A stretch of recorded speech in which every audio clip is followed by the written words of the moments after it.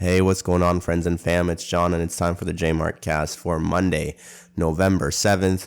What's going on? How are you? I'm sure that you're doing better than I am. As you can tell from my nasally voice, I've gotten sick, just a regular cold. Last week on Monday and Tuesday, my kid was supposed to go to daycare, but did not go because everybody else from daycare was sick. And then he went on Wednesday, and I guess some of the kids came back, got him sick. Then on Thursday, he was sick. And on Friday, he got me sick. And we visited my brother who lives out in Ottawa. And we got him sick as well. So quite the roller coaster. Had a great time, though, visiting up to Ottawa with my son, actually. Both of us did the 4+ hour drive to up to the boonies there, up to Ottawa. And for the 3.5-year-old, it turned out to be not that bad. I was expecting it to be a lot harder, but my son's got, he's a bit of a lazy kid, so he doesn't mind sitting around too much. And then he's got a good attention span, so he can kind of just look out the window and just see all the cool things out there and not be too bothered. I had some music playing. I had some... At points, I had some Harry Potter audiobook playing at some points as well. He seems to like listening to that as well. So the road trip was not too bad. Then had a great time in Ottawa hanging out with my brother. We checked out some nice kind of trails to walk on. We went to actually outside of Ottawa to Gatineau Park. Beautiful park. We went to a trail that led to Pink Lake there, and it was beautiful. I posted some pictures on my Instagram if anyone got a chance to see it. And so, yeah, that was the weekend.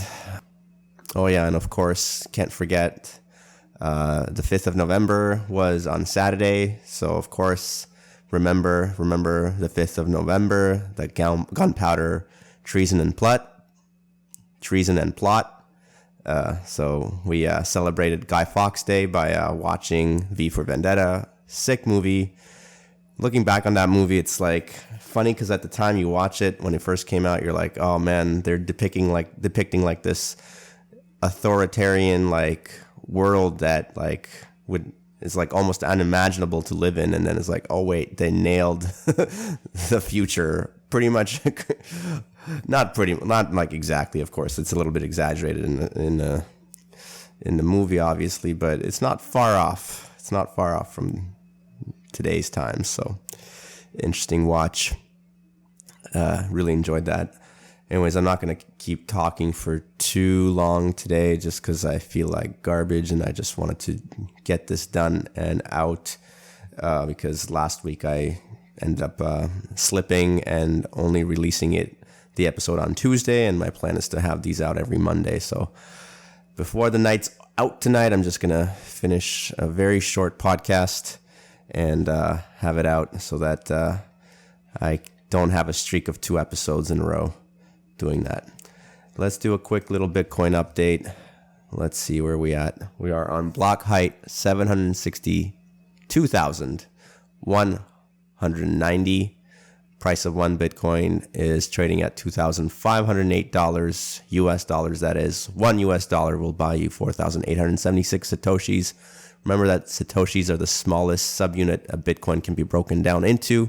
One Bitcoin equals 100 million Satoshis, or sats for short. If you wish to buy Bitcoin or sats and you live in Canada, then I suggest that you use Shakepay. They're a Canadian exchange that takes low fees, easy to use, and I do have a referral code in the description of this podcast, which I believe gives you a $10 reward if you spend your first $100 to buy Bitcoin. So feel free to use that or not, up to you. All right, so just to finish off today's podcast, going to share a thread from Saifedean Ammous, who's the author of the Bitcoin Standard and the Fiat Standard. The Fiat Standard is the book from which I've read a couple of excerpts for the podcast, and he's a great follow on Twitter if you use that platform. And this is the most recent, one of the most recent threads he's written about. He's talking about when money is a shitcoin, everything becomes a shitcoin, meaning that money's lost its ability to accrue value over time because obviously through inflation it's becoming more worthless and the purchasing power is lost. And so to give an example of this, he talks about Facebook and Facebook stock. So Facebook IPO'd. So IPO, I think, stands for initial public offering. That's when it first went into, the stock exchange and you could buy its stock or whatever. So first IPO'd 10.5 years ago and is up 146% since. So I think it has lost a lot of value recently. Like it was in the high, like freaking $350, close to $200 per stock. Now it's like all the way down to like 90, mid 90s. But when it first, started, when it first IPO'd, it was like whatever, 30, maybe $40. So it's, done pretty well compared to like the start 10.5 years ago, 146%. And he goes, let's see how that compares to money supply growth and rise in housing prices. Based on Zillow, housing in America's 10 largest cities has appreciated at 8.5% per year over the past 10 years. Extrapolating to 10.5 years, that's 136% increase. So remember, the Facebook stock price has been up 146% in 10.5 years. And now with the data, we're seeing that there was 136% in increase in housing prices. Meta, Facebook, one of the largest or biggest success stories of the last decade, barely beats that. There you go. In the same period, the US dollar M2, first of all, what is M2? M2 is a measure of the money supply that includes cash, checking deposits, and easily convertible near money.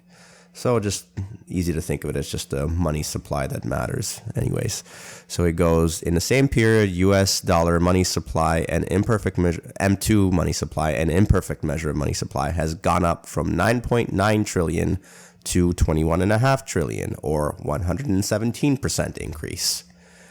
Meta has revolutionized media, advertising, and politics. It took an enormously bold and well-researched investment thesis to invest in it at IPO and hold through more than a year underwater, and yet it still can barely beat appreciation in house prices.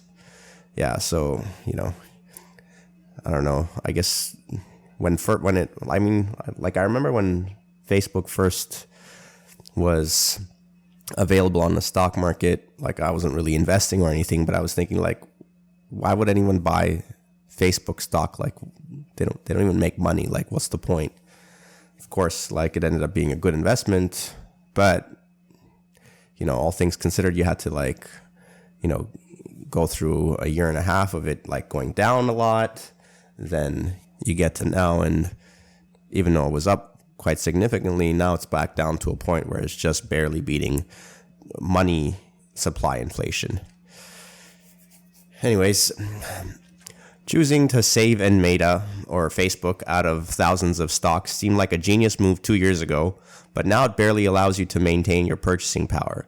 It required a full-time job to identify the thesis and research it, compromising your ability to earn an income being productive.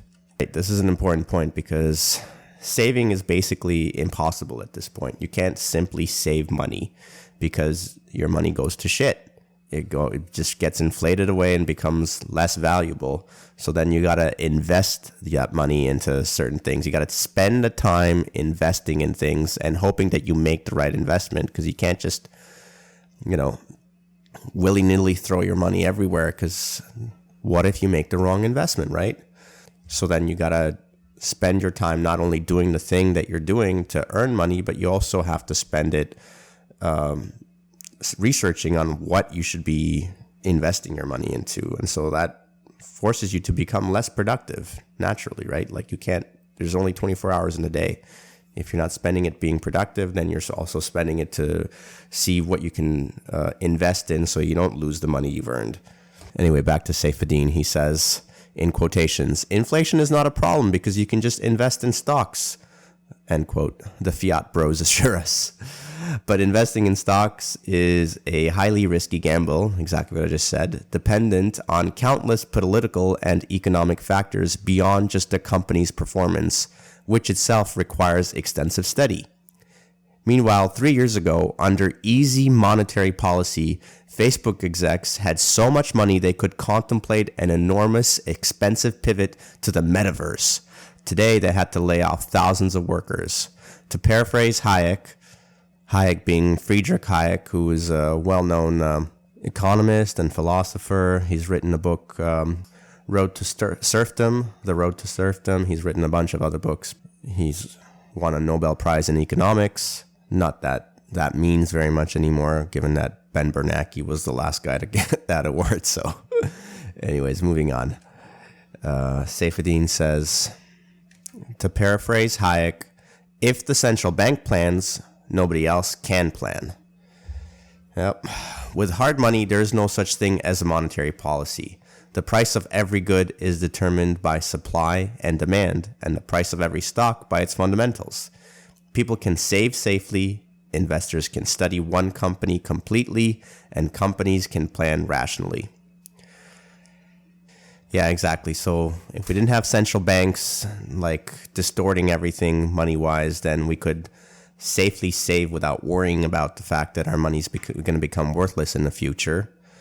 And people who do have extra money, that could actually then take the time and study one company, see if it actually fits like the fundamentals that they're looking for a company to invest in. And then the companies themselves, like, they would not have to worry about having to pay large sums of money for like interest on their loans or whatever. And instead they could actually know that they're going to have this amount of money for the X amount of time in the future, so they can plan in a way that makes sense to grow the company in a direction they want to without having to worry about the fact that all things are going to change and the future's uncertain. So yeah, that's it. That's the end of the podcast. I don't want to talk too much more because, as you can tell, the nasal passages are just getting smaller and smaller as the time passes into the night. Anyways, thank you for listening, everybody. Appreciate your time. Appreciate you. Appreciate the JMART CAST fam. Everyone who's listened to any episode all the way to the end, this final part. Appreciate it very much. Hope you have a great week. And as always, stay active, be grateful. JMART out.